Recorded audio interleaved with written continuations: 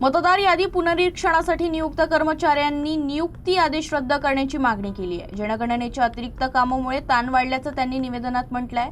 दोनही महत्त्वाच्या कामांवर परिणाम होण्याची शक्यता व्यक्त करण्यात आली।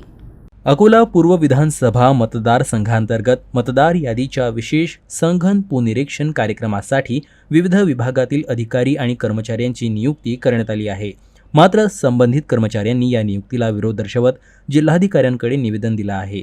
निवेदनात कर्मचाऱ्यांनी म्हटलंय की केंद्र शासनाच्या जनगणना प्रक्रियेशी संबंधित विविध महत्त्वाच्या कामांची अतिरिक्त जबाबदारी त्यांच्याकडे आधीच सोपवण्यात आली आहे। जनगणनेचं काम अत्यंत वेळखाऊ, अचूकता आणि निश्चित मुदतीत पूर्ण करावयाचे असल्याने मोठा ताण नसल्याचं त्यांनी नमूद केलं आहे।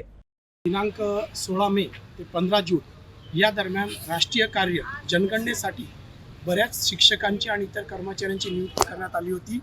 अशाच अकोला पूर्वमधील इतर या कर्मचाऱ्यांना पुन्हा SIRच्या ड्युट्या देण्यात आलेल्या आहेत। तरी आम्ही कलेक्टर साहेबांना, माननीय उपजिल्हाधिकारी मालठाणे साहेब आणि परंडेकर साहेब यांना भेटून या SIRच्या ड्युट्या ज्या कर्मचाऱ्यांच्या प्रगणक म्हणून ड्युट्या लागल्या नसतील अशा कर्मचाऱ्यांना द्याव्या याकरिता आम्ही निवेदन देण्यासाठी आज जिल्हाधिकारी कार्यालय या ठिकाणी उपस्थित झालेलो आहोत।